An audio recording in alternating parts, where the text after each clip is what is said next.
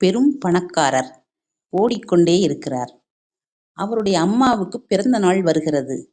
தன்னை ஆசையுடன் வளர்த்த அம்மாவுக்கு அழகான பூங்கொத்தை பரிசாக அனுப்ப நினைத்து வாங்கிவிட்டார். அம்மாவின் பிறந்த நாளன்று அவர் கைக்கு கிடைக்க வேண்டும்.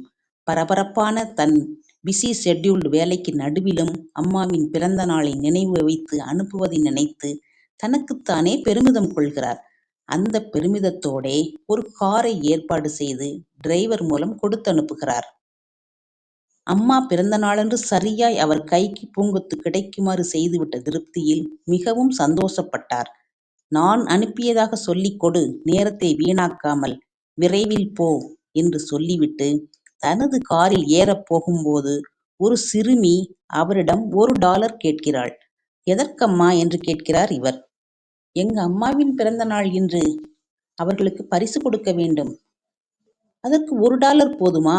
இன்னும் அதிகமாக தருகிறேன். வேண்டாம் வேண்டாம், அதிகமாக வாங்கினால் அம்மாவுக்கும் பிடிக்காது.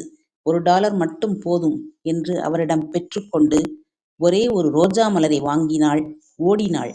அவள் பின்னாலேயே ஓடினார் பணக்காரர். அவள் சென்றது எங்கே தெரியுமா? தன் தாயின் கல்லறைக்கு.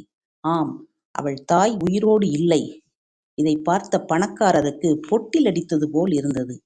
உயிரோடு இல்லாத தாய்க்கே தன்னால் முடிந்த ஒரு மலரை வாங்கி அவள் கல்லறைக்கு நேரடியாக போய் நேராக பேசி வாழ்த்து சொல்லி ஆசி பெறும் குழந்தை எங்கே?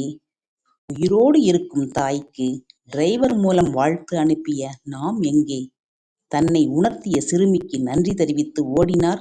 தாயிடம் நேரடியாக பேசி வாழ்த்து கூறி ஆசி பெற. ஆனந்தத்துடன் ஆசீர்வதித்த தாய் என்ன கூறினாள் தெரியுமா? விலை மதிக்க முடியாத உன் நேரத்தை ஒதுக்கி ஏன் வந்தாய் மகனே? இப்பொழுது மகன் சொன்னார், அம்மா, என் வாழ்க்கையிலேயே உங்களுடன் பேசிக் கொண்டிருக்கும் இந்த பொன்னான நேரமே விலை மதிக்க முடியாத நேரம் அம்மா என்று தாயை கட்டிப்பிடித்து